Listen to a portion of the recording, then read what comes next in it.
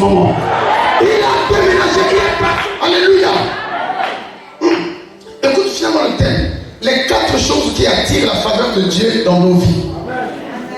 Il y a des choses qui attirent la faveur de Dieu dans nos vies. C'est-à-dire que ta vie est totalement bloquée. Tu ne sais plus à quel sein se vouer. Mais la faveur de Dieu ouvre ses écluses. Désormais, tu peux lire la joie sur ton visage. Amen. Amen. Permets que je t'enseigne un tout petit peu et nous allons prier et crier wow ce matin. On va encore crier wow aujourd'hui. Et cette semaine, des buts en cascade dans le camp de l'adversaire. Il faut qu'il reçoive des buts en cascade. Alléluia. Seigneur, merci de nous parler encore ce matin. Quel bonheur d'être ici et de vivre cette atmosphère heureuse. Ma prière est que la compréhension de ta parole soit limpide. Et de la compréhension de ta parole, le miracle se crée. La Bible dit, il leur envoya sa parole. Et sa parole est guérie. Sa parole est fit sortir du trou. C'est la parole qui guérit. C'est pas un homme. Aucun homme n'a un talisman. Mais c'est la parole de Dieu qui est le socle du miracle et de la faveur de Dieu.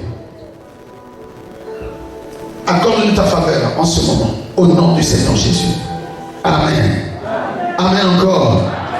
Gloire au Seigneur. Bien-aimés, durant 5 jours, du mardi à vendredi, voire même le samedi, nous avons eu à parler de comment vaincre le célibat, comment vaincre le divorce, comment vaincre le licenciement, comment vaincre l'esprit de pauvreté. En raison du temps, nous n'avons abordé que 2 points. Comment vaincre le célibat, comment vaincre le divorce. Amen. Le Seigneur nous a accordé la grâce de vivre des moments merveilleux d'enseignement et surtout des guisements de la conscience. Que quelqu'un soit délivré à partir de son savoir là-bas. Le principe de la délivrance, ce n'est pas comme chez un féticheur, chez un magicien, chez un marabout, ou toi qui viens obtenir la délivrance, tu ne fais rien, tu ne fais que donner, ou peut-être se donner, pour qu'en retour tu obtiennes quelque chose. Avec Dieu, lorsqu'on parle de la délivrance, il faut comprendre. Et je pense que c'est l'enseignement de la parole qui est le socle même de la délivrance. Quiconque veut avoir la délivrance et la maintenir devrait connaître la parole de Dieu. La délivrance passe, le miracle passe par la compréhension de la parole. Je ne doute pas qu'il y ait des miracles. Il y a aussi des délivrances qui viennent de façon instantanée. La personne qui n'est venue que pour la première fois à la rencontre du Seigneur peut être en contact avec un homme mystère. Un homme de Dieu loin qui le touche, qui parle, les esprits entendent et prennent fuite. La délivrance ou le miracle ou la guérison arrive, c'est possible. Mais pour toi, je ne t'enseignerai pas le mysticisme. Le christianisme, c'est une vie. Et si c'est une vie, on doit donc savoir comment la vivre. Et la délivrance est ta vie de tous les jours. Parce que les batailles, les enfermements sont aussi tous les jours. C'est-à-dire que toutes les journées qui se lèvent sur ta vie, il y a une forme de bataille qui se lève aussi sur ta porte. Voilà pourquoi la connaissance de la parole te permet d'en être délivré tous les jours. La délivrance est quotidienne. La délivrance est un processus de vie. Vous allez voir que jusqu'à la fin de notre vie, que personne ne te trompe, on aura toujours des batailles. Parce que le diable ne va jamais en congé. Et il est le seul employeur qui ne licencie jamais ses travailleurs. Le diable ne licencie jamais les démons. Les sorciers sont toujours les bienvenus. Même quand il est puni, mais il ne les enlève jamais du travail.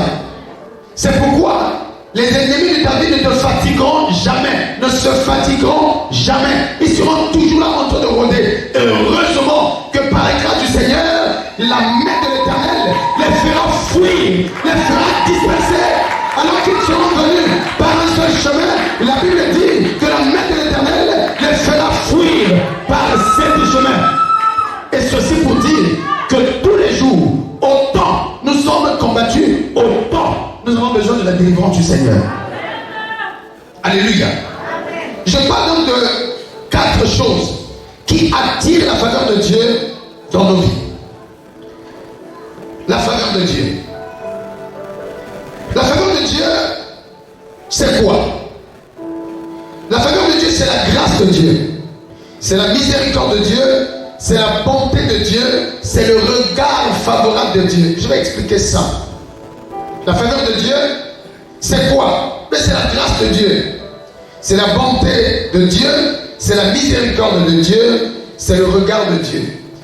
Il s'agit de ce que Dieu, du haut de son trône, sans que quelqu'un n'ait organisé assez d'efforts, mais Dieu se contente de lui faire du bien.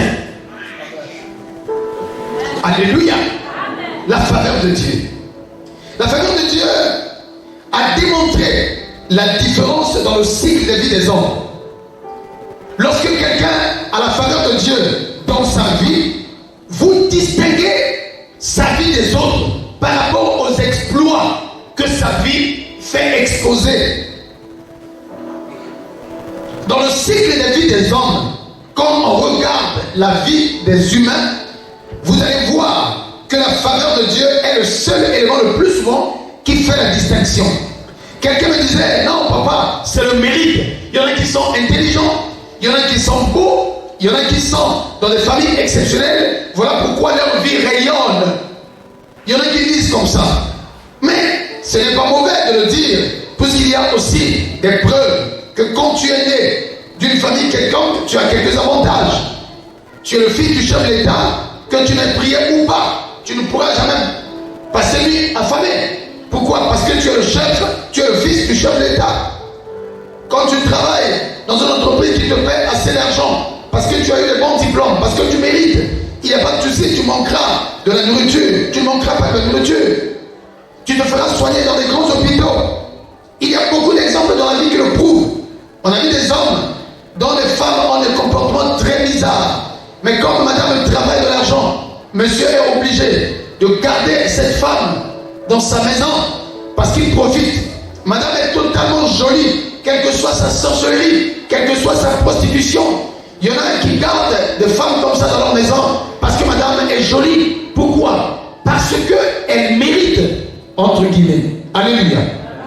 Mais nous avons aussi vu qu'il y a des enfants, des hommes riches, qui, malgré que papa est là, avec les moyens, on a vu des femmes avec une grande beauté exceptionnelle.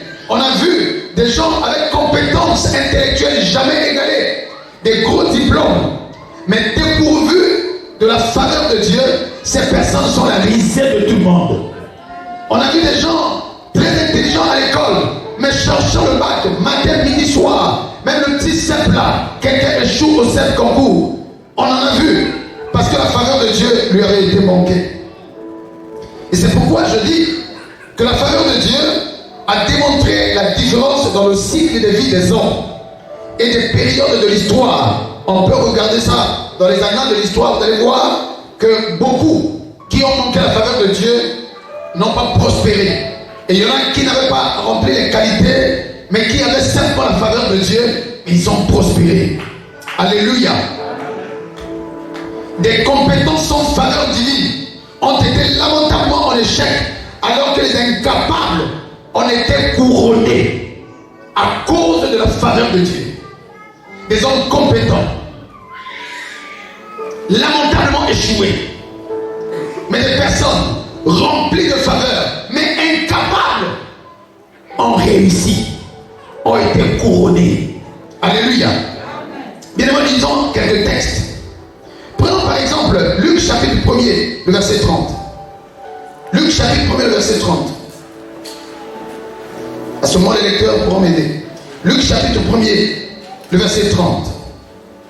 Luc chapitre 1er, le verset 30. L'ange lui dit, Ne crains point, Marie, car tu as trouvé grâce devant Dieu. Ce micro ne parle pas. Gloire à Dieu. Je vais donc lire ici. Il dit, ne crains pas, Marie. Pourquoi? Car tu as trouvé grâce devant Dieu. Alléluia.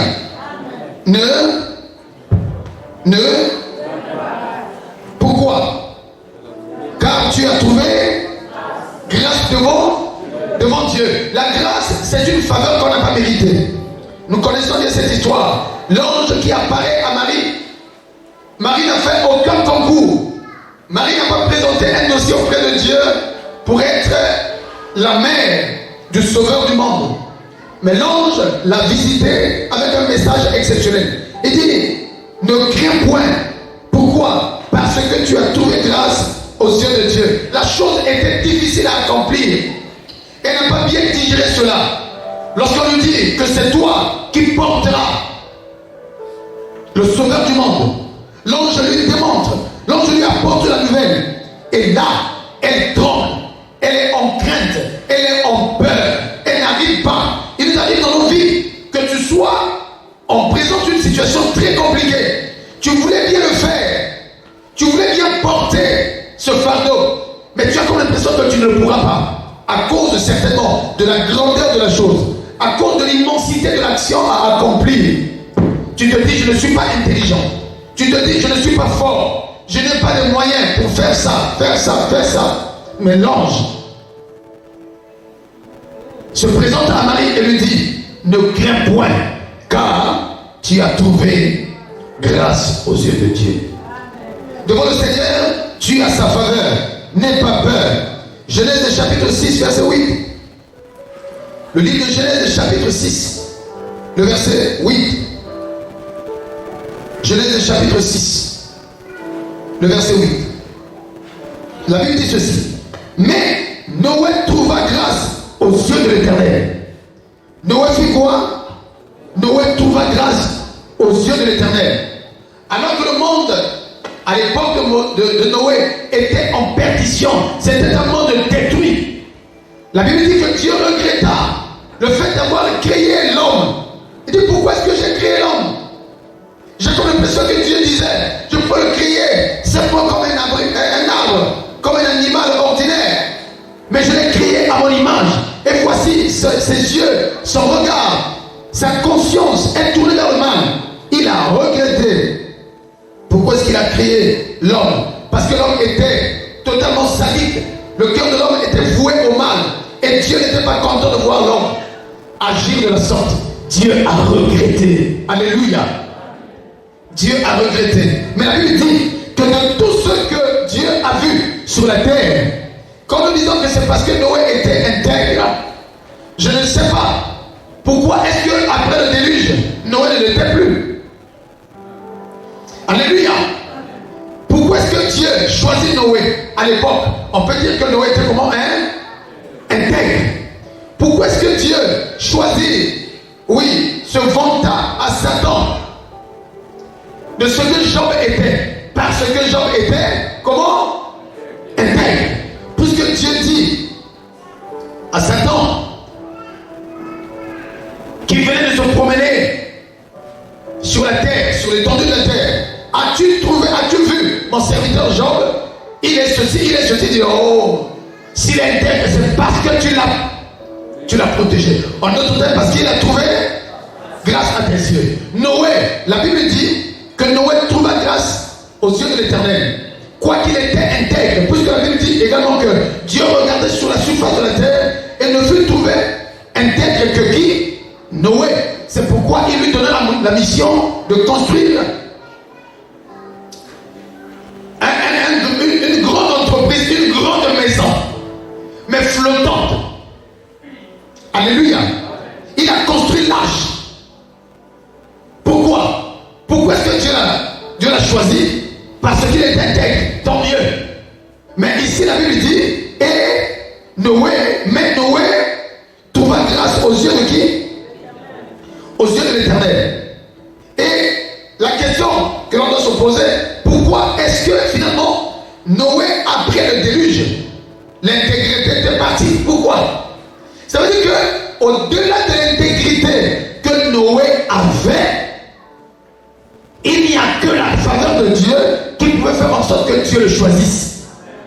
Alléluia. Alléluia. Puisque même après le déluge, il a commencé à sortir avec ses propres enfants. Il a commencé à se livrer. Dans la Bible, s'il y a une référence de l'ivresse dans la Bible, c'est qui? C'est Noé. Noé n'a pas de la référence de l'intégrité, mais il a aussi la référence de l'ivresse. Kolangwa Masaga. Alléluia. Dans le livre d'Exode chapitre 2, le verset 25. Exode chapitre 2, le verset 25. Exode chapitre 2, le verset 25. Est-ce que tu es ici avec moi? Laisse-moi t'enseigner la parole, s'il te plaît. Exode 2, 25. Allez-y. Dieu regarda les enfants d'Israël et il en eut compassion. Il en eut quoi? Compassion. Compassion. Dieu regarda les enfants d'Israël et il en eut compassion. C'est-à-dire qu'au temps où les enfants d'Israël, donc le peuple de Dieu, issu d'Abraham, par Jacob, par Joseph, ce peuple est parti dans l'accomplissement de la promesse de Dieu faite à Abraham, que ton peuple issu de toi, ta postérité, ira en esclavage et 400 ans après, je le délivrerai. Effectivement, ce peuple est parti en esclavage. On a commencé à les martyriser, à les torturer. Ils étaient dans une situation très difficile, parfois plus que celle que toi et moi vivons aujourd'hui. Situation difficile. Le peuple d'Israël est en Égypte, malade, martyrisé, torturé. Et la Bible dit, au verset 25, Exode chapitre 2, le verset 25, et la Bible dit ceci. Il dit, Dieu regarda les enfants d'Israël et ils en ont eu compassion. Alléluia. Dieu regarde le peuple qui était dans les ténèbres de la souffrance, qui était dans la boue de la moquerie, qui était sous la torture de Pharaon. Et quand Dieu regarde, son regard n'était plus un regard habituel. Cette fois-ci, il eut compassion. Alléluia. La faveur de Dieu, c'est aussi lorsque le regard de Dieu à ton endroit n'est plus un regard ordinaire. Ce n'est plus un regard de tous les jours, mais c'est un regard de compassion. La Bible dit que Jésus-Christ marchait de ville en ville, de village en village. Ému de compassion, il guérissait les malades. Alléluia. La faveur de Dieu, c'est la compassion. C'est l'inclination de la compassion de Dieu à l'égard de quelqu'un. La faveur, c'est donc l'inclination du regard de Dieu dans le sombre ténèbre de la vie d'une personne, d'une pauvre personne en deuil. Chacun de nous organise parfois ses deuils seul à la maison.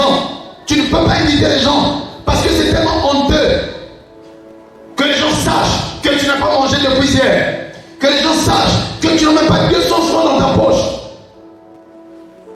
Alléluia. Alléluia. Il arrive des moments où nous organisons nos deuils nous-mêmes dans nos maisons. Tu ne peux pas dire à quelqu'un. Et généralement quand c'est comme ça, la faveur de Dieu, je l'ai dit, c'est l'inclinaison du regard de Dieu. C'est-à-dire que Dieu du haut de son trône tourne son regard vers toi. Dans le sombre ténèbres, les ténèbres sont déjà sombres. Mais la souffrance fait de nos ténèbres des sombres ténèbres. Et la vie d'une pauvre personne en deuil, cette fois-ci, n'est plus la même. Pourquoi? Parce que le regard de Dieu, le regard de compassion de Dieu s'est incliné vers cette personne.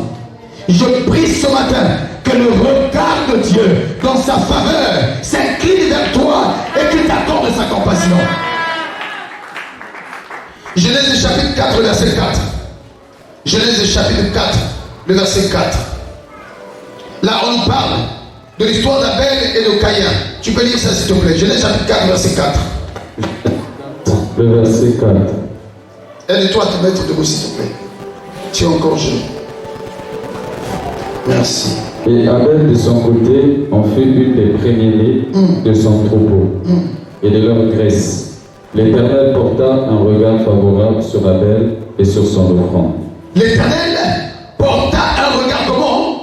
Favorable sur Abel et sur son offrande. Alléluia. Il arrive que tu aies accompli tes efforts comme tu le voulais, mais il n'y a pas eu d'appréciation de la part du Seigneur. Vous savez, sais pas. Dans la Bible, il n'y a pas un endroit où nous voyons un enseignement très bien administré à l'endroit d'Abel pour connaître quelle était l'offrande qu'il fallait donner à Dieu. Du moins, on ne trouve pas. La première personne qui a donné dans la Bible, c'était Dieu lui-même. Quand Adam et Ève ont commis, la Bible dit que Dieu tua quoi? Il tua un animal. Et il prit la peau de l'animal, il couvrit la nudité d'Abel, qu'est-ce que tu dis? D'Adam et Ève. Parce que les deux étaient tout nus après le péché. Nous voyons là un regard favorable à l'endroit de ces créatures. Il fait don, il fit don. C'est une forme d'offrande. Parce que cette action finalement, un peu plus tard là-bas, deviendra prophétique. Parce que Jésus-Christ est aussi cet agneau qui est venu couvrir notre nudité. Donc Dieu est le premier qui a donné. C'est pourquoi vers la fin de l'histoire, c'est lui qui dans Jean, chapitre 1er, non, chapitre 3, le verset 16, la Bible dit, car Dieu a tant aimé le monde qu'il a donné son Fils unique. Il a donné, il a offert, il a donné l'offrande de son Fils unique. Alléluia. Dieu est celui qui donne. C'est là, je n'ai pas trouvé un endroit où, finalement, Adam ou Ève enseignèrent à leurs enfants la meilleure qualité d'offrande qu'il faut offrir à Dieu, qu'il faut donner à Dieu. Mais, lorsqu'il était question de donner à Dieu, Abel a donné le fruit de son travail. Il était éleveur, il était berger, donc il a tué un agneau qu'il a donné. Il a donné donc une offrande de sang. Et Dieu a trouvé qu'Abel était une personne à qui il devrait acquiescer l'offrande. Non seulement l'offrande, mais lui-même. Alléluia. Dieu a regardé Abel et son offrande de façon favorable. Dis avec moi, regard favorable. Regard favorable. Et Abel, de son côté, en fit une des premiers-nés de son troupeau et de leur graisse. L'Éternel porta un regard favorable sur Abel et sur son offrande. Vous savez, Caïn était le premier à donner. Dans le culte que Caïn et Abel, son petit frère, organisèrent à Dieu, la première personne qui a donné l'offrande, ce n'était pas Abel, c'était Caïn. Alléluia. Ça veut dire que Caïn était conscient que ce qu'il était en train de faire était bien. Et du reste, il n'a pas mal fait. Il a donné ce qu'il avait. Ce qu'il pouvait posséder. C'était le fruit de son travail. Il était cultivateur. Il a offert les fruits. Il a offert peut-être les légumes à Dieu. Mais Dieu n'a pas trouvé Caïn favorable. Dieu n'a pas trouvé son offrande favorable. Bien au contraire, le dernier, comme toi et moi, il y en a qui nous ont précédés, même dans le ministère. Il y en a qui nous ont précédés dans le travail que nous faisons. Il y en a qui nous ont précédés dans le mariage. Il y en a qui nous ont précédés dans le travail. Mais je sais seulement que lorsque le regard favorable de Dieu est sur la personne, même si tu es venu après, même si tu es venu 10 ans après, même si tu t'es marié après, même si tu as commencé à travailler après, Dieu est capable de faire des exploits avec toi. Plus que ceux qui t'ont précédé. Ce matin, je déclare que le regard favorable de Dieu soit sur ta personne et sur ton offrande. Reçois cela par le nom de Jésus. Alléluia. Dis avec moi le regard favorable. Dieu dit dans Ésaïe chapitre 56, le verset 19. Ésaïe 56, le verset 19. Il dit, je ferai de Jérusalem mon allégresse et de mon peuple ma joie. On n'y entendra plus le bruit des pleurs et le bruit des cris. Tu peux regarder ça. Ésaïe chapitre 65, le verset 19. C'est Dieu lui-même qui prend la décision. Il dit, je ferai de Jérusalem mon allégresse. Étudions la parole du Seigneur. Jérusalem, c'est la capitale d'Israël. Alléluia. Quand Dieu est en train de parler. Jérusalem, c'est la capitale du royaume du sud. Donc de Juda, on va dire comme ça, Juda et Ephraïm. Et de l'autre la Samarie, qui est la capitale du Nord. Amen. Et tout le pays s'appelle Israël. Est-ce que vous êtes toujours ici avec moi? Gloire à Dieu. Apparemment, lui n'est pas avec moi. Est-ce qu'il est avec moi toujours? Tu es là avec moi? Élève ta main, élève ta main. Prouve-moi que tu es la gloire au Seigneur. Est-ce qu'on peut acclamer pour la gloire de Dieu?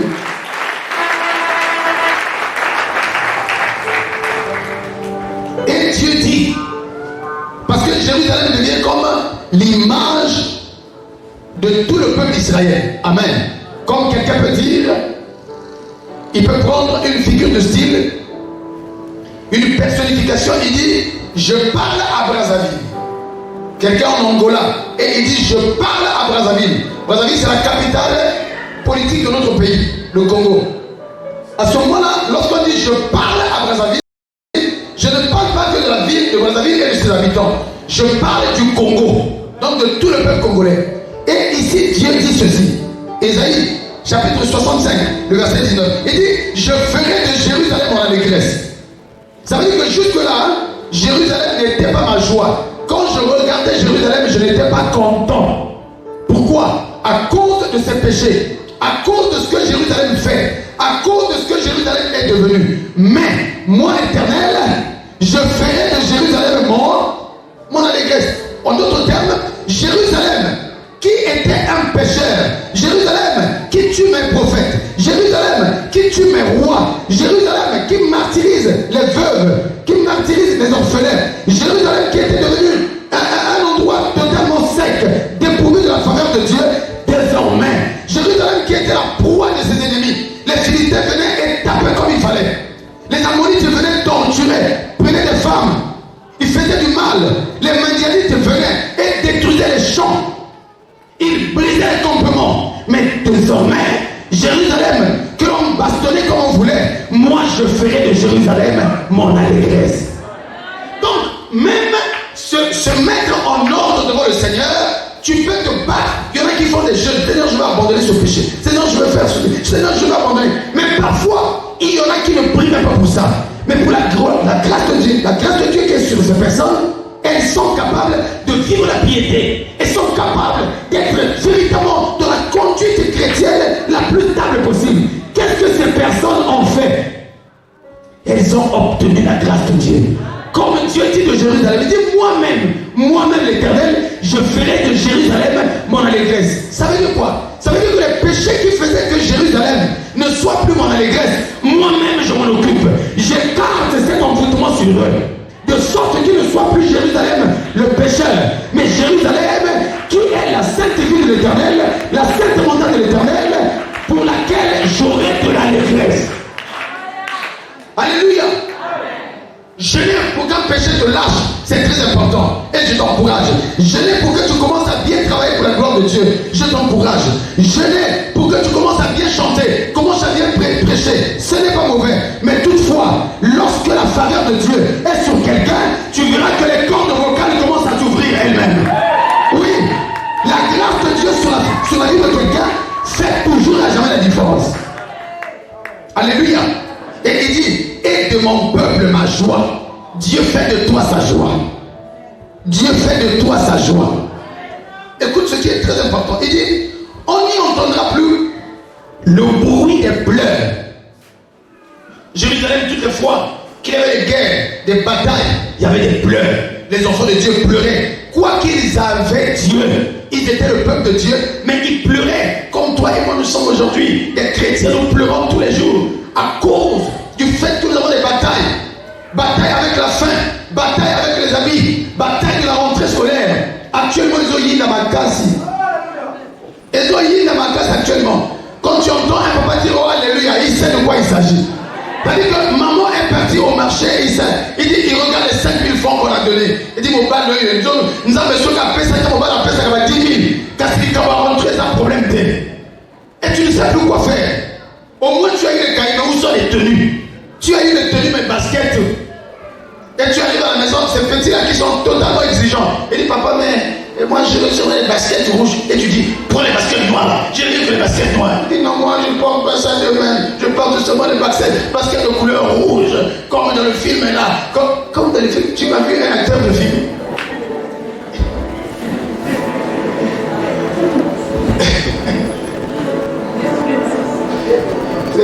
pense que tout est film. Je vais porter le sac comme celui de Barbie, le sac comme celui de Barbie. Et tu dis, Barbie, c'est quoi? Il dit, c'est pas dans le film. C'est dans le film. Tu m'as vu dans le film là-bas. Toi, vas acheter dans le film. Et tu reviens ici vivre ça. Alléluia. Dieu dit, et de mon peuple ma joie. Je ferai de mon peuple ma joie. On n'y entendra plus le bruit des pleurs. Les pleurs de la faim, les pleurs de la galère, les pleurs du célibat, les pleurs du divorce, les pleurs du licenciement, les pleurs de la pauvreté. On n'y entendra plus. Pourquoi? Parce que moi, l'Éternel, j'arrêterai le bruit des pleurs. C'est moi-même qui le ferai. Comment est-ce qu'il le fera? Il fera descendre sa faveur sur l'armée d'Israël. De sorte que quand l'ennemi viendra, eh bien l'ennemi ne pourra plus rien faire sur Israël. Actuellement, je pense que depuis avant-hier, la Palestine a attaqué Israël, le peuple de Dieu. Et il est dit qu'il y a environ 50 ans, d'après l'histoire, jamais Israël n'a été autant détruit par la Palestine de cette façon-là. Et ce n'est même pas toute la Palestine. C'est juste la deuxième frange de la guérilla de la Palestine. Le Hamas. C'est un parti politique qui est considéré comme un parti terroriste. Bon, je dois vous expliquer tout ça. C'est important pour la vie aussi. Vous êtes des intellectuels, vous êtes aussi des mamans. Vous priez pour le monde. Dans le pays qu'on appelle la Palestine, qui est issu d'Ismaël, le centre même de l'islam, il y a un islam un peu plus radical, extrémiste, ceux qui se donnent la mort au motif que Allah va recevoir leur sacrifice, ceux qui pratiquent le djihad, donc les terroristes que nous écoutons. En Palestine par exemple, du côté de la bande de Gaza, il y a deux partis politiques, mais qui sont considérés comme des terroristes. Nous avons donc le Hamas qui utilise l'armée comme arme divine. C'est-à-dire que quand ils partent se battre contre Israël, c'est comme Ismaël qui ont fait de revendiquer qu'il est l'aîné d'Isaac. Parce que Israël représente Isaac, le fils de la promesse.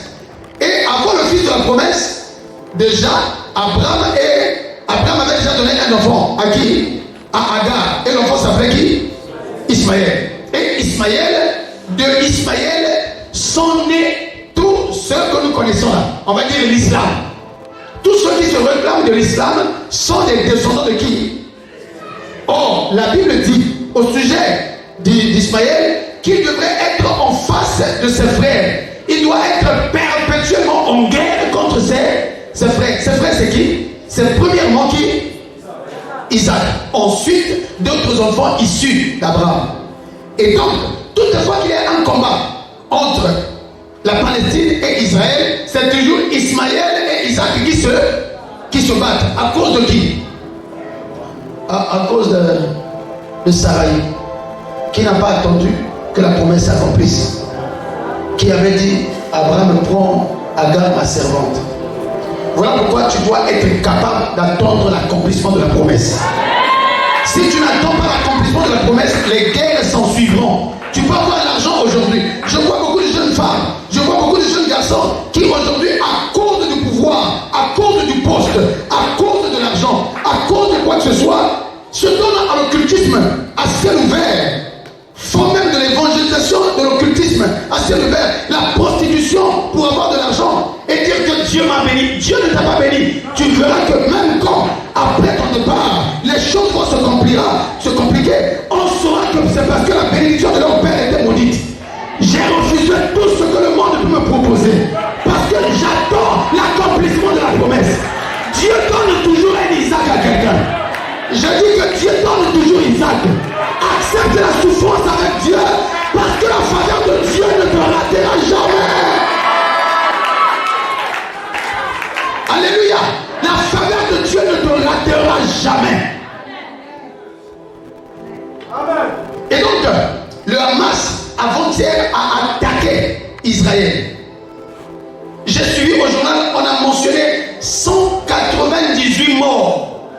198 morts. Ils ont causé des dégâts qu'ils n'avaient jamais causés. Et vous savez qu'au monde, Israël peut être peut-être la 5e ou la 6e puissance militaire du monde. Israël. En matière de sécurité, Israël est très bien sécurisé. Alléluia. Et les commentateurs sont en train de dire que jamais cela n'est arrivé depuis plus de 50 ans. Si ça peut être possible, il fallait que le Fatah et le Hamas s'assemblent pour attaquer Israël. Mais juste le petit Hamas infligeait des dégâts terribles. Alléluia. Alléluia. Ça veut dire quoi? Ça veut dire que Dieu, jusque-là, c'est Dieu qui protégeait Israël. C'est la main de Dieu qui était sur Israël. C'est pourquoi dans nos vies aussi, il arrive un moment où tu ne comprends plus qu'est-ce qui m'arrive.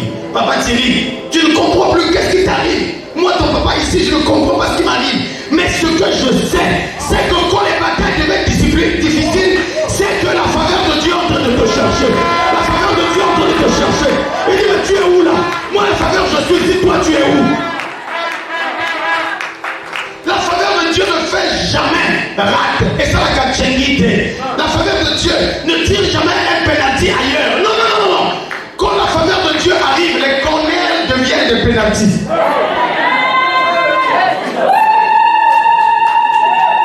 Alléluia. Alléluia. Le Seigneur avec toi. J'ai dit que le Seigneur avec toi. J'ai bien dit que le Seigneur est avec toi. Quand la faveur de Dieu est là, les choses deviennent compliquées. Et donc Dieu dit, à propos d'Israël, il dit, oui, je ferai taire le bruit des pleurs. Quand il est là, pour être solution, c'est pas quelqu'un d'autre. Il n'y a que Dieu. La faveur donc sélectionne les événements qui peuvent arriver dans ta vie, ta famille, ton travail. La faveur, prends-moi ça s'il te plaît. Prends cette idée. Elle est très importante. La faveur de Dieu sélectionne les événements qui peuvent arriver dans ta vie, ta famille, ton travail, ton foyer, ta santé. La faveur de Dieu sélectionne les événements. Quand la faveur de Dieu est sur quelqu'un, la faveur de Dieu peut faire en sorte que lorsque tu es en train de marcher, lorsque tu es en train, de vivre ta vie, Dieu du haut de son trône, il regarde et dit ça, non, cet événement-là, je ne veux pas que ça lui arrive. Sa foi est encore petite. Il écarte. Dieu écarte. Il dit non, là c'est les Madianites qui veulent l'attaquer. Mais actuellement, Israël n'a pas la force de se battre. Il étouffe les Madianites au point où il ne peut pas arriver. Je connais une histoire dans la Bible, l'histoire du roi Josaphat. Ils sont en train de partir en guerre. La Bible dit que Josaphat prie les chantres, les louangeurs, les choristes, il les place devant. Est-ce que vous êtes toujours ici avec moi? Les militaires sont derrière. Les chantres sont devant. Les chantres deviennent comme la barrière entre les militaires et les adversaires. Tout ça pourquoi? Parce que Dieu savait que l'armée d'Israël n'était pas capable de vaincre les ennemis. C'est pourquoi il aurait fallu que ce soit cette louange, la gloire de Dieu. Parce que quand on chante, quand on loue, quand on adore, la Bible dit que Dieu siège dans la louange, au milieu de la louange de son peuple. C'est-à-dire que l'armée est restée derrière et c'est Dieu qui combat à leur place. Parce que Dieu savait que ce n'était pas possible pour Israël de se battre et réussir ce combat-là.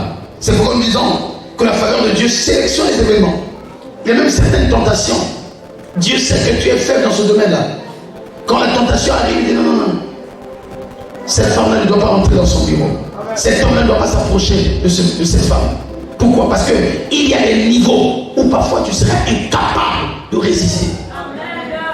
Il y a des hommes au bar, c'est terrible, tu blagues. Il y a des femmes à la séduction démoniaque. Tu dis, moi je suis saint, je suis pur, je marche dans la droiture. Non, c'est parce que jusque-là, tu n'as pas encore rencontré certaines choses. Et pourquoi est-ce que tu n'as pas encore rencontré cela? Parce que la faveur de Dieu sélectionne les événements. Et j'entends l'apôtre Paul me dire, oui, vous ne serez jamais tentés au-delà de vos forces. Pourquoi? Parce que Dieu sélectionne les événements qui peuvent arriver dans ta vie. Bien aimé, si tu es encore debout dans la foi chrétienne, si tu es encore debout dans ton foyer, tu es encore debout, c'est pas parce que tu es plus que les autres, c'est parce que Dieu sélectionne les événements. Dieu sélectionne les événements. Donc ne sois pas orgueilleux. Alléluia. Oui, la faveur de Dieu. Il sélectionne les événements. Dans sa souveraineté sublime, il dit ça ne t'arrivera pas. Jérémie chapitre 32, le verset 41. Jérémie chapitre 32, le verset 41. La Bible dit, je prendrai plaisir à leur faire du bien et je les planterai véritablement dans ce pays de tout mon cœur et de toute mon âme. Ça c'est Dieu, quel bonheur. Jérémie chapitre 32, le verset 41. Ça c'est Dieu lui-même qui, parlant de son peuple, dit, je prendrai plaisir à leur faire du bien. Dieu fait quoi? Il prend plaisir à te faire du bien. Comme ce matin, Dieu a décidé de te faire du bien. Est-ce que tu m'entends même? Je dis que Dieu a décidé de te faire du bien. Il prend plaisir à te faire du bien. Bien aimé, ceux qui sont dans les couples savent, un bon matin, au sortir du boulot, tu viens élégamment, tendrement, dire à ton épouse, chérie, j'ai acheté pour toi. Je me souviens du 31 décembre. C'était le 31. Non, c'était le 1er janvier 2021. 1er janvier 2021. Oui, j'ai encore l'impression. 1er janvier 2021. Je suis sorti de la maison très vite. Ma femme avait un téléphone pas trop bien là. C'était cassé à cause de la bagarre de mes propres enfants. Ils ont cassé le téléphone de ma femme. Et je suis sorti très tôt le matin. Alors qu'on a fini le 31 décembre ici, voilà. Et je suis parti. Alléluia. J'ai acheté un téléphone qui était bien à l'époque là, à cette époque là, qui avait une petite valeur quand même. Et je suis en train d'arriver. Je pense que mon honnête était là. Et ils étaient en train d'apprêter ce qu'on devait manger. Et j'arrive là, gaillard de mon. Et la première photo, c'est ma première photo. J'ai pris la photo pour que ce soit le fond d'écran. Le fond d'écran du gaillard. Alléluia. Et j'arrive là, gaillardement. Donc j'ai décidé de faire du bien. Donc j'ai eu le plaisir de faire du bien à mon épouse. Et quand je sors ça, j'ai même envie de montrer le reçu pour qu'elle sache que ma cabine a été, n'a mis dans la poche. Alléluia. Quel que soit ce qui pouvait dormir dans son cœur, j'ai arraché le sourire. Je t'informe que j'avais arraché le sourire. Alléluia. Maintenant, ici, c'est quoi? C'est Dieu lui-même qui prend du plaisir à te faire du bien. Aïe, aïe. Jérémie chapitre 32, verset 41. Il faut prendre ce verset. Tu t'appuies sur ça la nuit. Tu dis, Seigneur, tu as dit à ton peuple, au sujet d'Israël, tu as dit, oui, je prendrai plaisir. Cette fois-ci, il n'y a plus de futur simple. Il n'y a plus de je prendrai. Non, je prends plaisir à leur faire du bien. Il dit, et je les plante véritablement dans ce pays. Le pays ici, c'est quoi? C'est ce que tu cherches, maman. Et pas le Lugawana. Voyage au Lugawana. Mon salon au Lugawana. Et Dieu lui-même, il dit, je prends plaisir. Et moi-même, je te plante. Maintenant, on a l'oni. Non, non, non, alléluia. C'est la parole de Dieu. Il dit, et je les plante véritablement. C'est pas que je les plante. Non, non, je les plante véritablement dans ce pays. C'est ça ce qui est dans ta Bible. C'est ça ce qui est dans vos Bibles là-bas. Et je les plante véritablement. Tu sais que cette maison-là, quelques vents, ils avaient tombé. Et parfois, il y a certaines fondations de maisons. Il faut faire attention à une maçon. Fondation, tu as comme l'impression que ça, en cas de tornade, en cas de pluie agressive, ça va s'écrouler. Mais là, c'est l'architecte qu'on appelle le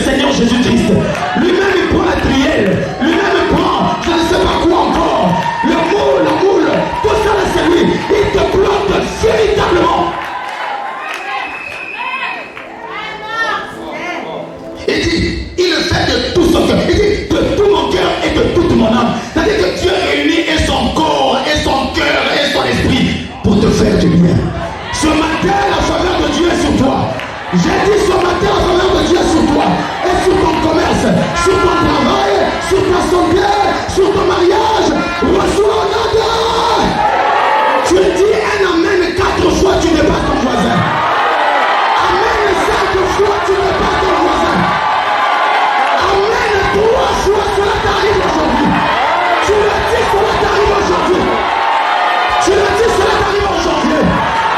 Ça t'arrive en février, en mars, en avril, en mai, en juin, en juillet, en août, en septembre, en octobre, en novembre, en décembre, en octobre.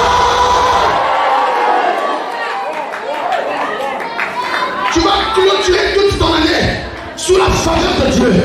Quand les combats arrivent, qu'ils rencontrent la faveur de Dieu. Quand les batailles arrivent, qu'ils rencontrent la faveur de Dieu. Que la faveur de Dieu te localise. Que la faveur de Dieu soit téléchargée avant les batailles. Tu as téléchargé la faveur de Dieu dans ta famille, dans ton foyer, dans ta santé. Quand le virus de la maladie autour de venir, qu'il rencontre déjà la faveur de Dieu. Cela ne te ratera plus jamais. Alléluia. Jusque-là, on s'appuyait sur notre effort, on s'appuyait sur notre intelligence. Mais la faveur de Dieu fait la différence. J'ai dit que la faveur de Dieu fait la différence.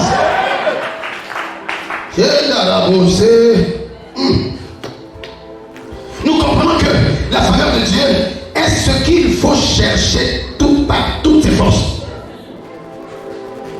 Ce n'est pas que la compétence. J'aime la compétence. J'aime faire les choses bien. Mais la faveur de Dieu dépasse toutes choses. Il est parfois demandé ce qui peut attirer cette faveur. Quand nous regardons ce que Dieu fait avec les hommes dans la Bible, comme Dieu fait, ce que Dieu fait avec les hommes de Dieu aujourd'hui, avec les enfants de Dieu que nous sommes, parfois nous sommes tentés de nous poser la question de savoir finalement, comment on fait pour attirer la faveur de Dieu vers soi? On fait comment pour que la faveur de Dieu vienne vers là où nous sommes? Y a-t-il une condition à remplir? Est-ce qu'il y a des endroits où il faut y aller pour que la faveur de Dieu tombe sur toi comme le soleil? Est-ce qu'il y a des personnes avec lesquelles faut-il cheminer pour que tu côtoies la faveur de Dieu au travers de ces personnes? Y a-t-il des églises? Y a-t-il des patois pour lesquels lorsque tu es issu de ce patois, de cette ethnie, de ce pays, tu attires plus de la faveur de Dieu? Quelles conditions faut-il remplir pour l'obtenir? Je me donne le devoir de faire cette petite conclusion par rapport à cette question. Est-ce qu'il y a des conditions qu'il faut remplir pour obtenir la faveur de Dieu? Voici mon raisonnement à moi, fondé sur la parole de Dieu et l'expérience de la vie. J'ai dit ceci. Au regard du caractère mystérieux de la faveur de Dieu, aucune condition n'est déterminante. Quand vous regardez l'histoire de la Bible, l'histoire des grands hommes de ce monde, on ne peut pas dire qu'il faut simplement faire ça. Dès que tu as fait ça, tu as la faveur de Dieu. Pourquoi? Parce que dans la Bible et dans ce monde, il y a des gens qui ont fait la même chose que ces personnes qui ont réussi, mais n'ont pas réussi. Il y en a qui ont beaucoup lu. Et à la fin, on dit il a eu le bac parce qu'il lisait beaucoup. Mais après, on connaît aussi ceux qui lisaient plus que ceux qui ont le bac à cause de la lecture, mais ne l'ont pas eu. Il y en a qui ont calculé les points après. J'ai un ami, il est aujourd'hui procureur à Brazzaville, Elion Zanga, il est procureur à Brazzaville. C'est mon ami, on était à l'école, on était au collège ensemble, on a fait le BPC ensemble. À l'époque, je sais qu'il était très intelligent, il faisait trop bien les mathématiques même. Il n'y a que le français pour lequel nous autres là, on se battait contre lui. Il était intelligent, BPC blanc, il a admis. Vraiment très intelligent. Mais le jour de la proclamation du BPC, on est parti au CE de la Liberté. En 1997, non 98, le bac, le BPC en différé. Et quand on a dit, on a regardé sur la liste, parmi les E, parce que je suis E et Bilika, lui aussi, pareil, et Lyon Zanga. Et il a raté. Je dis non, c'est pas vrai. on est parti à la maison avec les autres pour le chercher. C'était un enfant d'un policier ou d'un militaire. Un militaire, non? Voilà. C'est mon frère. Depuis le séjour de la liberté, on avait tous, je ne sais pas, 16 ans. Il avait raté. Quoi? Et ils ont raté. C'est quoi ça? On n'arrivait pas. Il était inconsolable. Mais déjà à l'époque, il priait. Oui, il priait déjà. Amen. Après, on s'est retrouvés. De l'autre côté, à l'université. Avec justement un écart d'une année de classe jusqu'à ce que j'ai terminé. En 2004, lui, il a terminé en 2005. Il était très intelligent. Il écrit très bien. Il écrit clair. Parmi les amis les plus intelligents que j'ai rencontrés dans mon parcours scolaire, il y a lui. Donc, la réalité est que ce n'est pas que il y ait des conditions très déterminantes pour dire que dès que tu as accompli cette condition, donc, tu as la faveur de Dieu. Car Dieu disait à Moïse, dans Exode chapitre 33, le verset 17 jusqu'au verset 19, je vais lire ça. La Bible dit ceci. L'Éternel dit à Moïse, je ferai ce que tu me demandes, car tu as trouvé grâce à mes yeux et je te connais par ton nom. Le verset 18 dit, Moïse dit, fais-moi voir ta gloire. Le verset 19, c'est le verset que je voulais qu'on lise. Le verset 19 dit, l'Éternel répondit, je ferai passer devant toi toute ma bonté. Dis avec moi, toute ma bonté. Je ferai passer devant toi toute ma bonté et je proclamerai devant toi le nom de l'Éternel. Écoute-moi ceci. Je fais grâce à qui je fais grâce. Je fais miséricorde à qui je fais miséricorde. Amen. Alléluia. Ça c'est Dieu lui-même. Il est arrivé un jour où le peuple de Dieu s'est mal comporté et Dieu invite le peuple à la rencontre sur la montagne.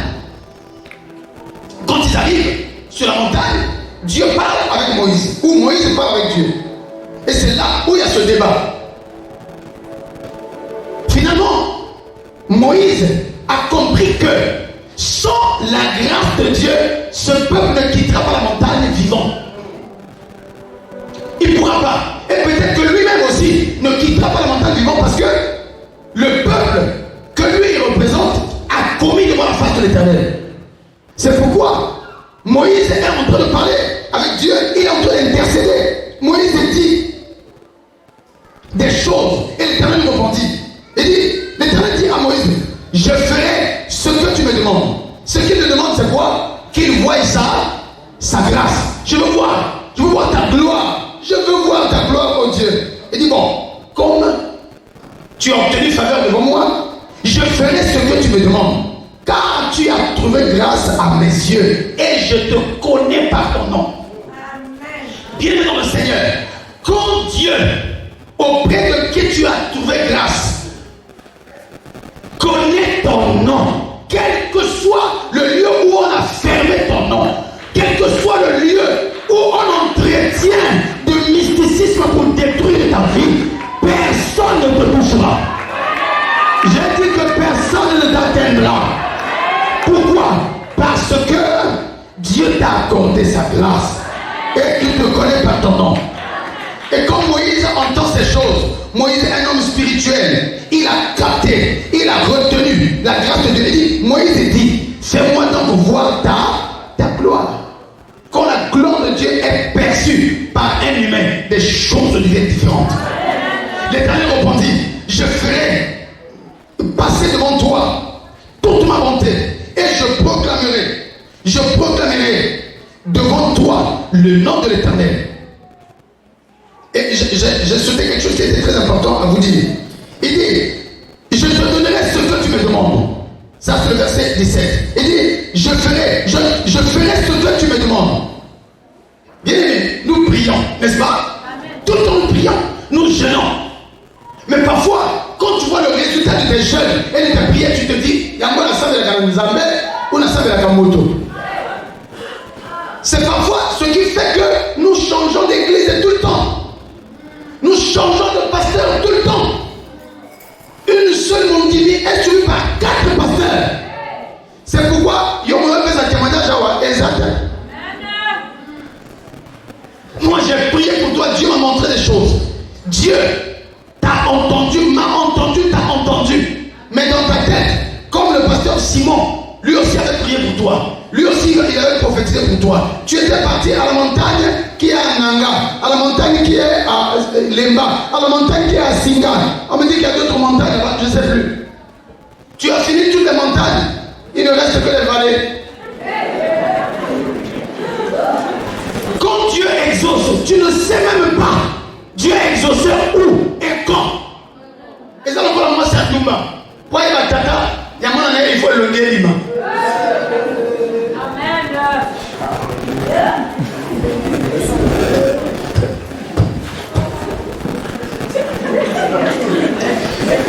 Alléluia.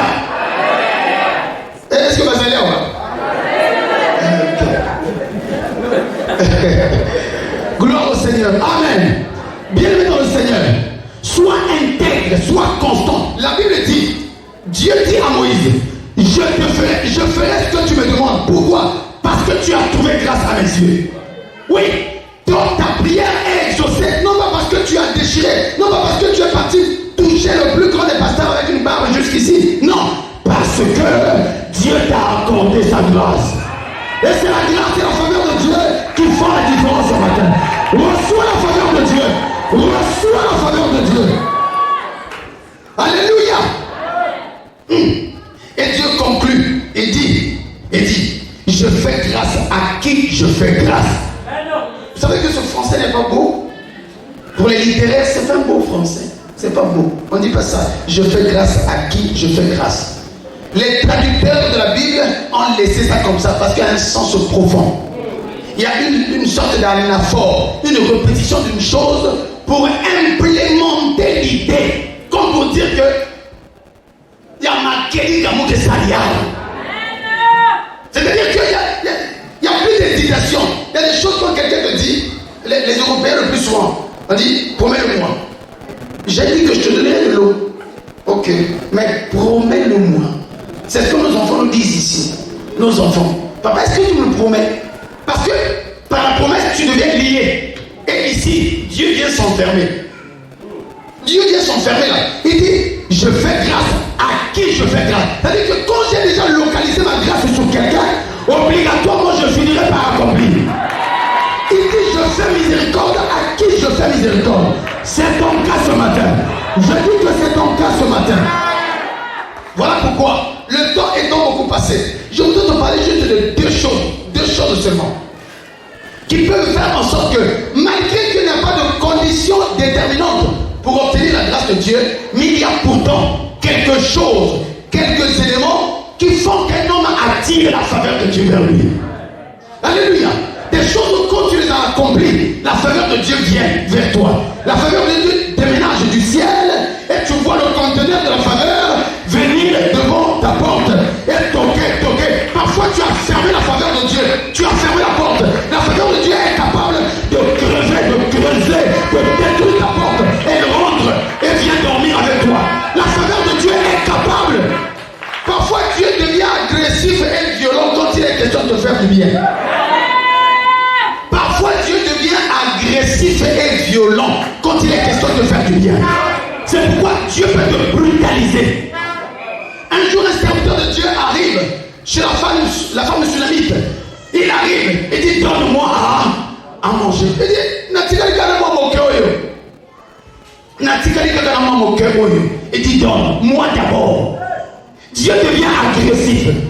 On appelle ça en droit l'extorsion de biens. C'est un crime. Kobo de la moto biloko, forcément d'appeler ce loco.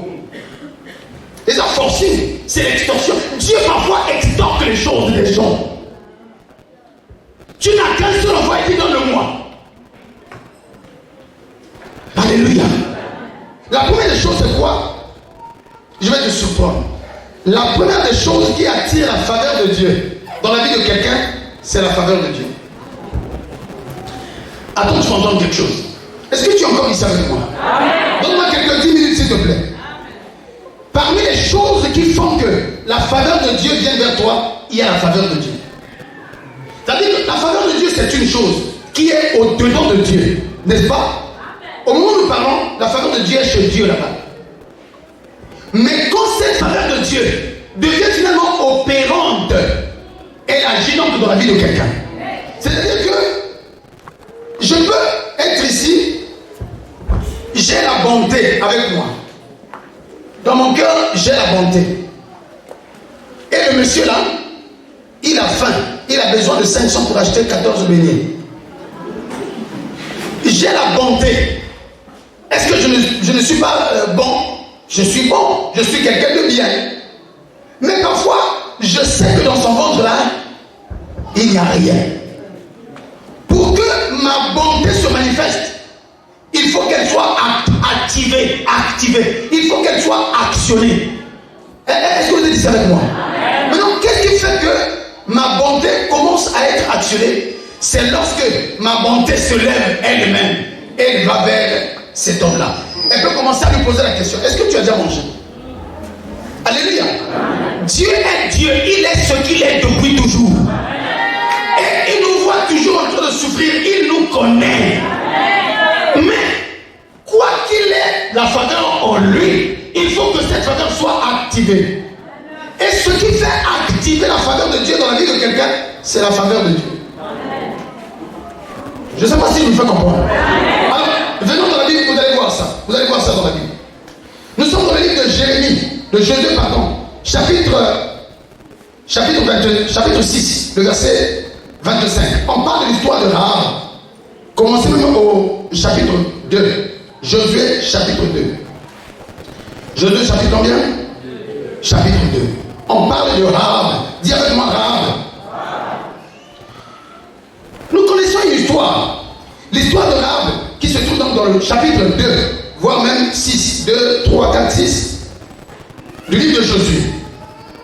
C'était à l'époque où Josué avait pris les règnes de la conduite du peuple de Dieu pour l'emmener où? À Canaan, à la terre promise. Moïse est décédé, Josué est devenu le patron de la troupe, il doit les guider. Ils arrivent à un endroit quelque part, ils doivent attaquer la grande ville de Jéricho. Dis avec moi Jéricho. Jéricho était entouré d'une grande muraille. On ne peut pas avoir accès. Josué, dans les techniques de la guerre, s'est rendu compte qu'on ne peut pas pénétrer ce type de ville. On ne connaît pas les pièges qui y sont. On ne connaît pas ce qui peut se trouver là-bas. Il faut donc aller pour connaître avant et revenir pour se préparer en conséquence. Vrai ou faux? Est-ce que c'est mauvais? On a envoyé des espions. Quand les espions partent, ils arrivent dans la ville. Ils trouvent une dame qu'on appelait Rahab. La Bible dit qu'elle était une prostituée. Elle était une prostituée. Et la particularité, c'est que la maison de Rahab, la prostituée, était collée, on va dire comme ça, là, collée à la muraille. Donc, Nakonaye, au mur, il y a ville.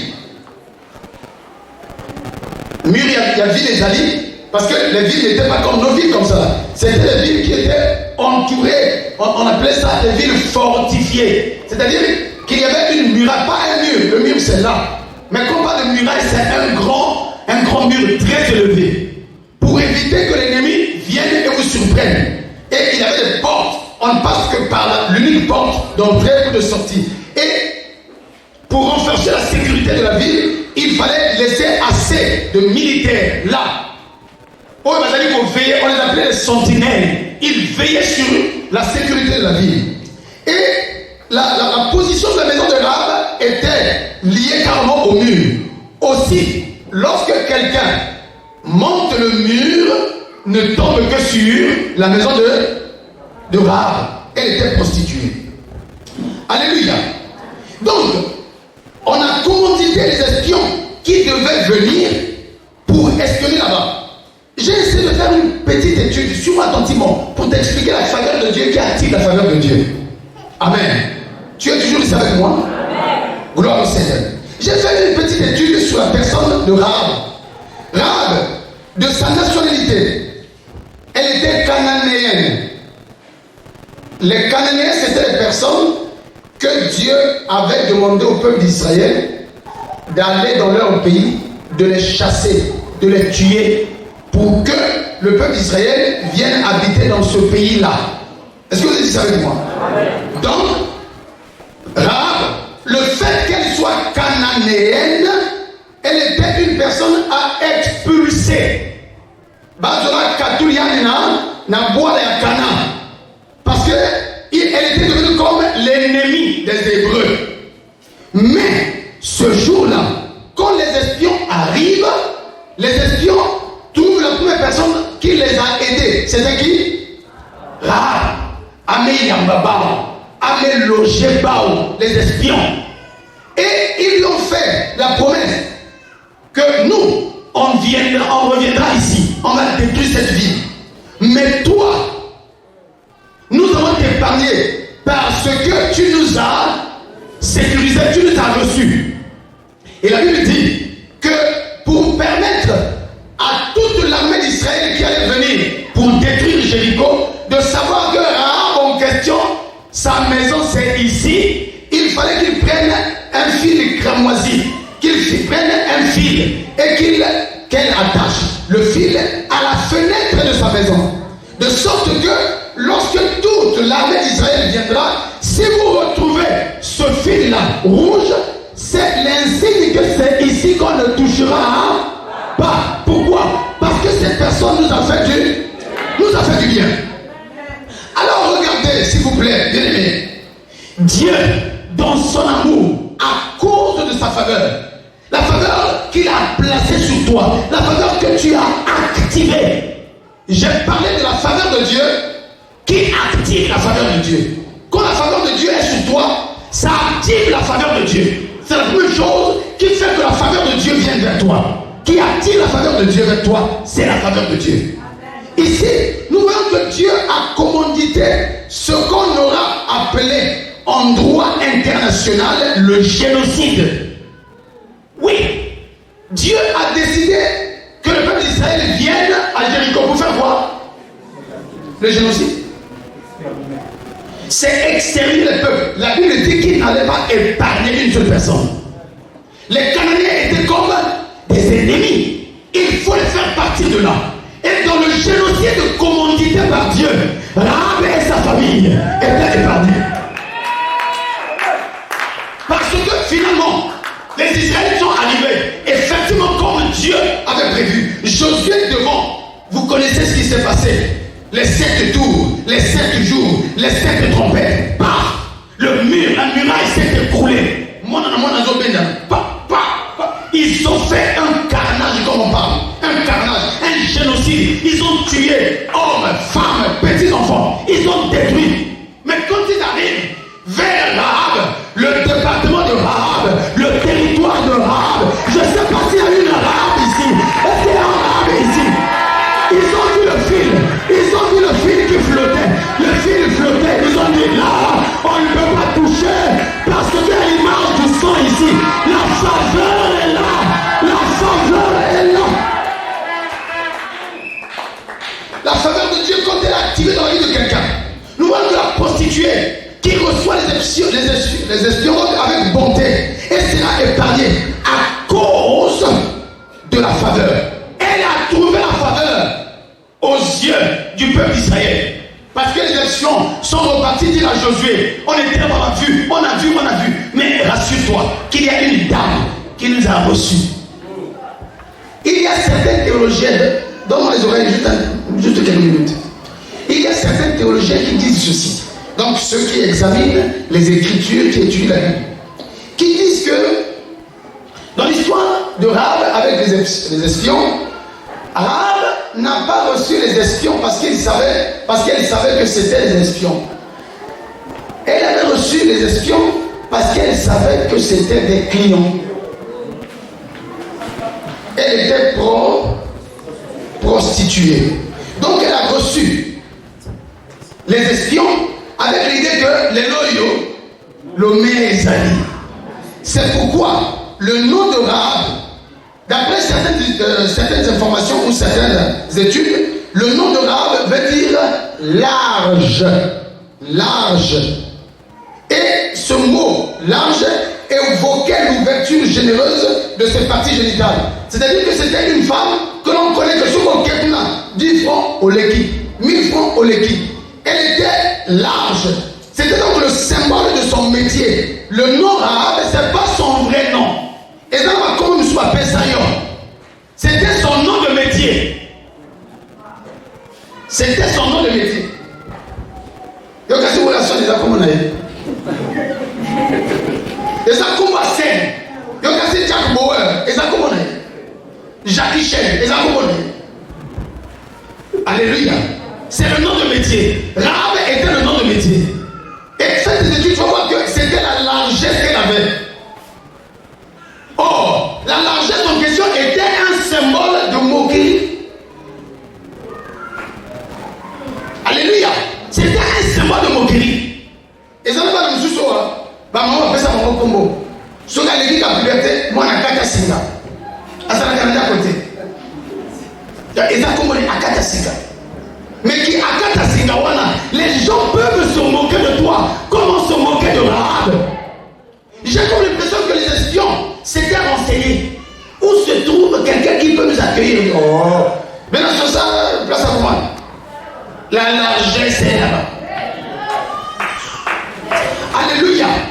Alléluia. Donc la réputation de cette femme a attiré les espions. Et là encore, les théologiens disent ceci. Que normalement, peut-être que les espions avaient couché avec Rahab. Pourtant, Yokanga bien. Il s'agit des Israélites. Nous savons que dans Lévitique chapitre 19, le verset 29, normalement, eux ils ne devaient pas s'approcher d'une prostituée. Mais ils ont passé chez une prostituée. Bien-aimé dans le Seigneur, là où tu as été disqualifié, parce que tu as commis je ne sais quelle faute, parce que tu es dans telle ou telle famille, on t'a épousé, ensuite on t'a radié de la maison, ton mari t'a refusé, tu es disqualifié. C'est l'idée comme une chronique. La faveur de Dieu peut s'approcher de toi, pardon. La faveur de Dieu peut s'approcher de toi. Tu pouvais être de Rahab, mais cela n'empêche pas à Dieu de venir coucher sur le même lit que la prostituée. Otanga no mingite, otanga no mingite yaya, otanga no mingite yaya. Mais la délégation de Dieu vient chez toi. Dieu a envoyé ses missionnaires chez toi. La faveur de Dieu est sur toi. La faveur de Dieu va activer la faveur de Dieu dans ta vie. Non, non, je dis ceci. La faveur de Dieu va activer la faveur de Dieu dans ta vie. Je n'ai pas dit demain. La faveur de Dieu active la faveur de Dieu dans ta vie. Oh, bébé noir. Un bébé noir peut devenir un grand chef. Bakanga qui est à cause du bébé noir. Mais dans la prison là-bas, tu peux rencontrer le Dieu d'Israël. Celui qui emmène les espions dans ta vie. Comme ce matin. Il y a un espion là devant toi. Est-ce que tu vois cet espion là? Il t'a apporté la faveur. L'espion est là devant toi. Reçois l'espion dans ta maison. L'espion c'est la parole. L'espion c'est la parole. L'espion c'est le messager et son message. Reçois l'espion ce matin. Et le jour de l'invasion d'Israël, de Jéricho, tu seras épargné. J'ai dit que tu seras épargné. Tu ne seras jamais atteint. La Bible dit, 1000 peuvent tomber à ton côté et 10 000 à ta droite. Mais toi, tu ne seras jamais atteint. Pourquoi? Parce que la faveur de Dieu est arrivée vers toi. La faveur de Dieu.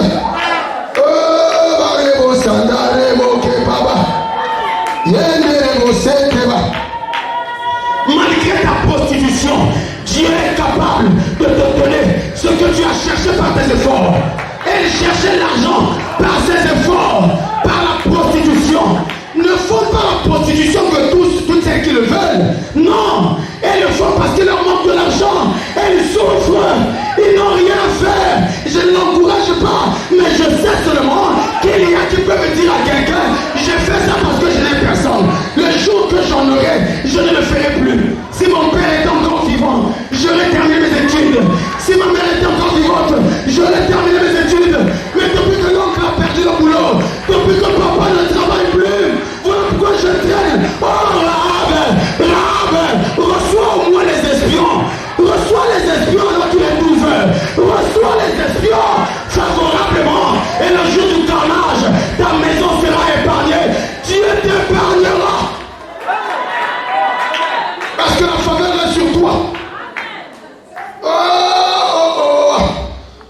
faveur de Dieu.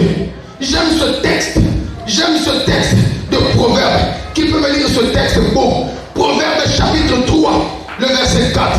Proverbe chapitre 3, le verset 4.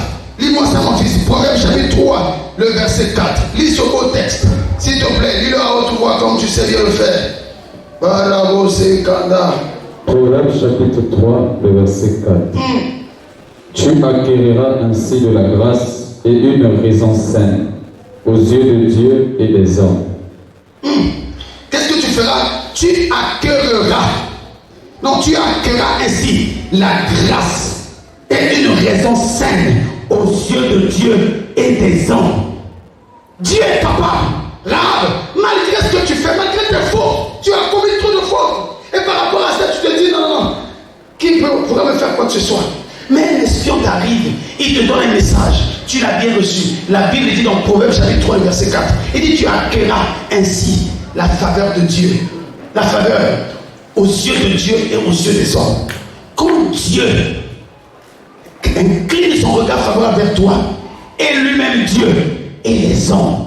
Parfois vous êtes là nombreux.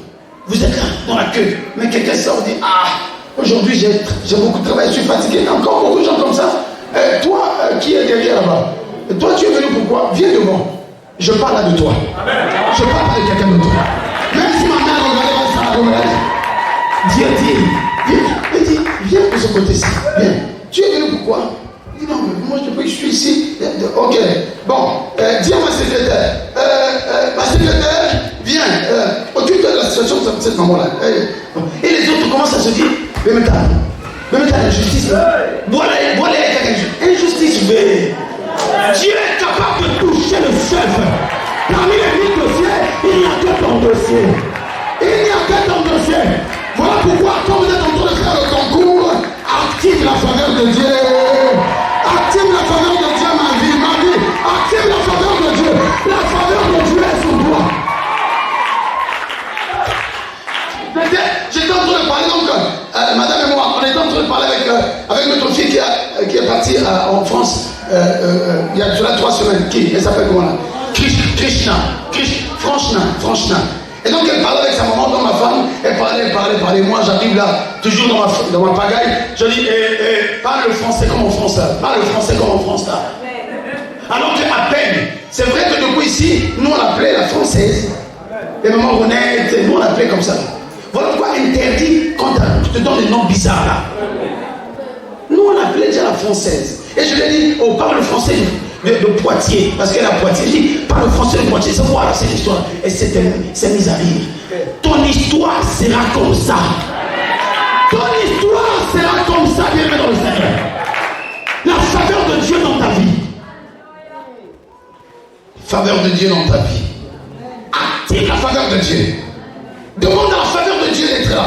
Comment on active la faveur de Dieu? Eh bien, en accueillant sa parole. Accueille la parole de Dieu comme cet espion de ce matin. La deuxième chose, je vais très rapidement. La deuxième chose qui fait que la faveur de Dieu vienne dans ta vie, dis avec moi le sacrifice. Le sacrifice. Vous savez, le mot sacrifice est devenu un peu plus bizarre dans les églises. Quand on dit sacrifice, on va penser qu'on va tuer les gens. Le sacrifice, il n'y a aucune religion au monde qui n'est pas basée sur le sacrifice.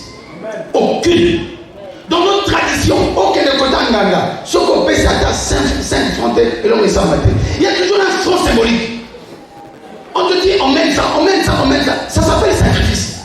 Il n'y a pas de sacrifice à Menga. Il n'y a pas de sacrifice à Basuki. Il n'y a pas de sacrifice à Bazongle. C'est le sacrifice. Tu viens de donner un sacrifice. Donc il y a toujours quelque chose dans la religion. Même si le christianisme pour nous n'est pas une religion, mais c'est une vie. Mais on demeure quoi? Moins vrai que c'est une religion dans le concept de la pensée philosophique. Quand on dit christianisme, Koussamila, c'est une religion. Dit Bundu quelle est religion. L'église c'est la religion. Et donc, il faut un sacrifice. S'il n'y a pas de sacrifice, tu ne peux rien. Tu ne peux pas attirer la grâce de Dieu sur ta vie, la faveur de Dieu sur ta vie, si tu ne baignes pas dans le sacrifice. Le sujet de sacrifice, je l'ai dit, est souvent polémique, un sujet polémique. Pourtant, toute spiritualité est centralisée sur la notion du sacrifice, donc de l'offrande. Aucune religion n'est puissante sans offrande. Et la religion qui est puissante sans offrande des années. Il y a besoin de bandoki, il faut maquiller sa ligne. Et tanga. Il faut maquiller tanga. Ceux qui maquillent tanga,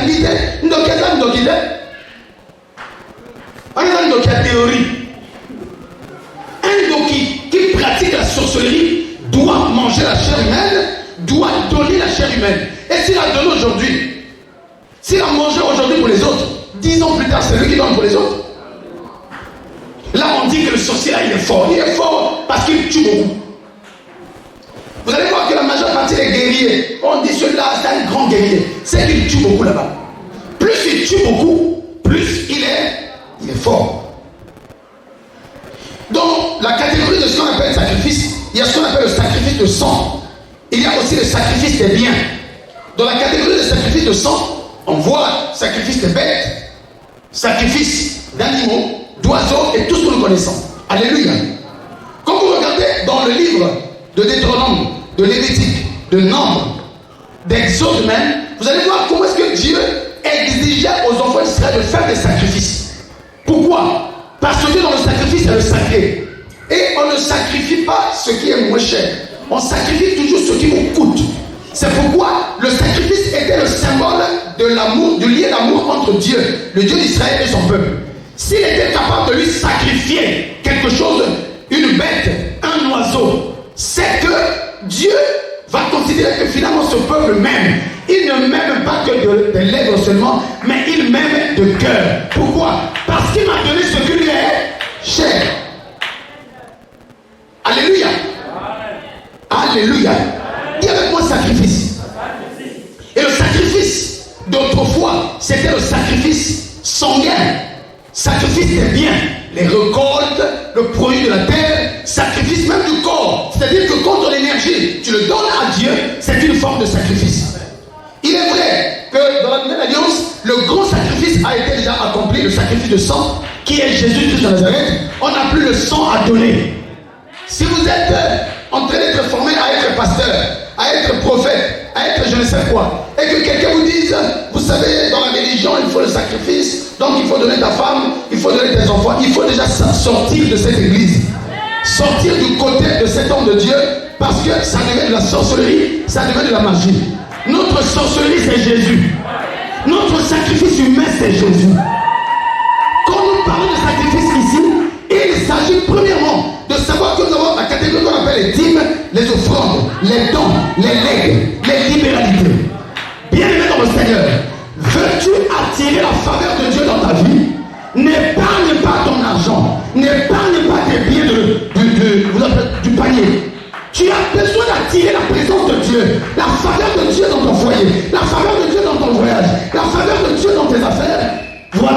Voilà une terre bonne à semer. Alléluia. Voilà une bonne terre à semer. L'offrande et les dîmes sont donc des choses capables d'ouvrir les écluses des cieux. Vous lisez dans Malachie chapitre 3, le verset 10. La Bible dit, lorsque vous donnez les dîmes, vous donnez l'offrande, eh bien, Dieu ouvre les écluses des cieux. Waouh! Même les avions sont incapables d'ouvrir, les MiG sont incapables d'ouvrir les écluses des cieux. Parce que le ciel de Dieu n'est pas celui que nous voyons. Les avions traînent ici au premier ciel. Ils départent au premier ciel, ils sont entre le premier ciel et le deuxième ciel. Ils ne pénètrent même pas le deuxième ciel, ils ne peuvent pas. Mais les offrandes que vous donnez ici en semant par terre, eh bien l'offrande prend une route souterraine et va monter là-bas pour finalement toucher Dieu. Et Dieu est incapable de résister à l'offrande. Quand Dieu voit l'offrande, il tombe en 50 et dit, je suis obligé de faire parce que tu m'as touché. Alléluia. Celui qui donne des offrandes juste à Dieu, celui qui est poli, celui qui est respectueux dans la dîme, est obligé de voir Dieu agir dans sa vie. S'il n'a pas agi en janvier, attends février. Je t'assure que février ne pourra pas finir. Et si ça peut finir, mars ne finira jamais. Si mars pourra finir, eh bien, je connais le mois d'avril. Je connais aussi le mois de mai. Si 2024 n'a pas tenu, 2023 n'a pas tenu, 2024 aussi est une année. Tu es capable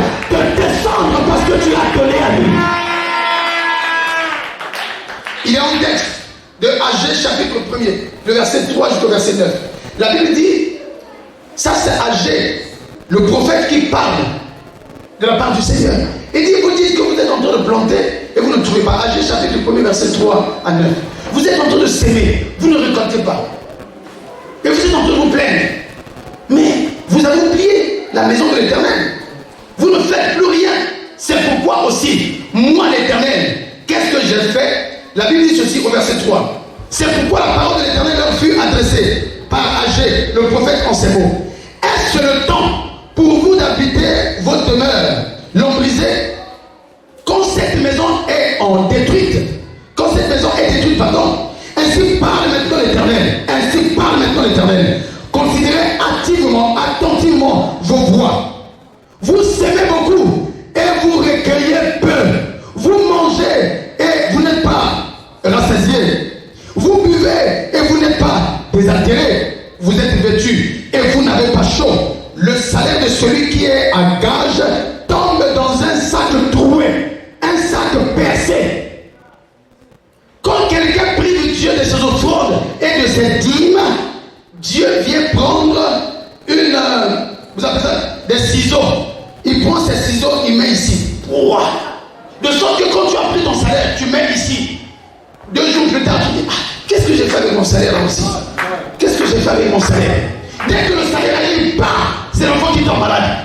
C'est les situations compliquées. C'est la mort. C'est les cas de décès. Et tu n'arrives pas à évoluer. Pourquoi? Parce que tu as privé la maison de l'Éternel de tes dîmes et de tes offrandes.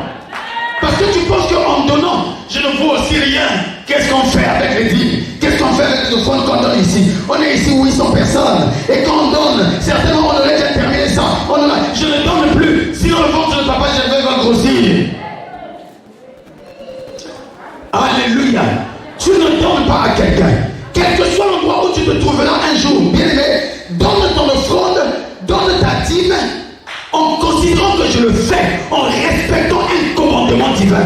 Je viens, je parle à mon frère, à mon offrande. Il dit, Seigneur, je donne ça pour obéir à ta parole. Que tes écluses soient ouvertes sur moi. Autant que tu es dans Dieu là, koyiba c'est koyiba. Mbonga ya nzalo bayiba kaya yo. O bayiba kaka yo. Kaya ndenge makama. Des calamités s'abattent sur ton foyer. Des relations pendant le célibat qui tuent longtemps.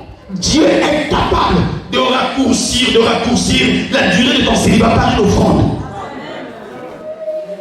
Dieu est capable de raccourcir la durée de ton célibat juste par une seule offrande qui vient de ton cœur. Nous avons écouté ce que maman vient de dire ici, oui ou non? C'est pourquoi j'avais dit que la prédication était déjà donnée. Maman Chancelier, elle dit, quand le pasteur David est venu ici, il a dit, qui veut te donner pour les grilles? Effectivement, les grilles en question sont terminées. Parce que vous avez donné. Mais il y en a, je vois la liste ici, il y en a qui n'ont pas encore donné. Parce que vous n'avez pas encore eu. C'est vrai. Mais le Seigneur, quand il se souviendra de toi, mon frère, ma soeur, et qu'il t'a donné, viens ici dire, Seigneur, je donne en obéissant à ta parole. Si les pasteurs font leur mouvou en détruisant l'argent de Dieu, ça c'est leur problème. Mais moi, je donne dans la maison du Seigneur que des écluses s'ouvrent. Et dès qu'elle a donné une semaine, non, 3 jours seulement, le mari appelle pour dire, désormais il y a des choses qui se passent ici. Il y a des choses qui se passent ici. Et je me souviens qu'un jour ma fille me dit, papa, on a pris là à côté de moi, quelle élégance dans la façon de dire. On a pris là à côté de moi, elle est venue ici, j'ai damé la prière. J'ai dit, va. Et j'appelle son mari pour dire, fais des choses bonnes à ma fille. Elle t'a soutenu. Vous savez, il fallait que j'enlève le micro, mais quand vous êtes ici, c'est bien. Vous savez, l'église, un pasteur est comme un papa, c'est votre père. Ce que je dis à son mari, elle n'a jamais entendu ça. Parfois, c'est comme des menaces que je lui fais. Pourtant, c'est pas ma fille biologique, c'est pas ma soeur biologique, mais c'est plus que ça, c'est ma fille. Je dis, mon fils, dis papa, il dit, est-ce que tu sais combien cette femme l'a pris? Oui, mais il m'a savait. Mais je sais bien, tu l'intercèdes, c'est une prieuse. Elle dit, quand tu la vois en train de prier, tu dis, Nzambe, sur les alliés qui ont cassé la peste, il y a dans le kawan. Et je lui dis, moi, si le collaborateur, ok, vous la gabon, à pourquoi mon parole la gabon, qu'est-ce que tout le monde la gabon, comme mes katates. Et elle n'a jamais entendu ça. Je pense que peut-être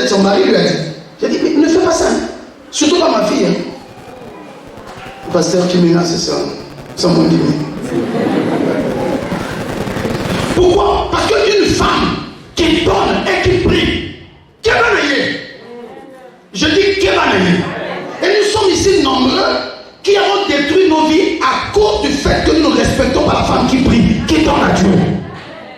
L'offrande de cette dame a déclenché. Quand je vois cette publication, ce qui est écrit, papa, j'ai eu un chantier, je suis en train de faire un plafond. Là-bas, ils ne connaissent pas ce genre de plafond-là. Quand j'ai terminé ça, les gens commencent à venir vers moi pour me demander, ce plafond-là, tu fais ça avec quoi? Je dis, avance encore, achète des voitures, construis des maisons, loge ma fille, par le puissant nom de Christ Jésus. J'invoque la paix de Dieu sur toi, que la faveur de Dieu soit accélérée dans ta vie par le sacrifice. Les dons que tu fais aux pauvres, les dons que tu fais aux orphelins. C'est pourquoi malgré les trahisons que les gens font de nous, nous on ne cessera jamais de faire du bien. Jamais. Papa c'est vraiment les matins. Maman César, maman Mas. Bon les matins, continuez à donner, continuez à accueillir les gens ici. Ils viennent pauvres, parfois ils viennent mentir. Mokena ordonnance. Ils sont dans tous les jours. Mokena ordonnance, je suis les ordonnances. Mais au moins, je suis idiot à cause de la parole. Je prends, donner. Jules, vous avez quelque chose auquel tu m'as tiré là-bas? Oui, vous avez 15 000 francs. Ah, 25 000 francs. Il y a une coïda. À ton kédé, à tourner avec. Yo, comme ça, comme pasteur, pas que ça va même pas. Mon tina qui est en vous là-bas. C'est pas un problème. Il est parti. Mon amanima. Ok, mon suit. Mais au moins, les écrits des cieux restent ouvertes pour moi. Peu importe. Il est en train de mendier sur le goudron là-bas, en ville, et tu passes par là. Les autres disent, regarde-moi les sorciers là. Regarde-moi les sorciers. Je dis, sorcier ou pas, à quel monde tu n'as jamais aimé. Que c'est pas arrivé. Après, à fond, on a dit, oh, parce que 10 000.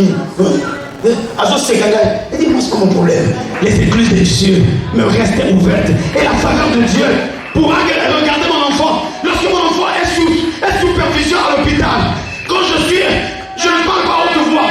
Parfois, quelqu'un ne saura pas que c'est un pasteur. Mais depuis que je suis dans cette salle-là, les Arabakeba, Sandabe, dans mon cœur là-bas, c'est en cascade. Et je parle des 1000 francs, des 10 000 francs que j'ai donnés aux orphelins, aux veuves, à ceux que j'ai fait du bien. Je reclame ça, Seigneur.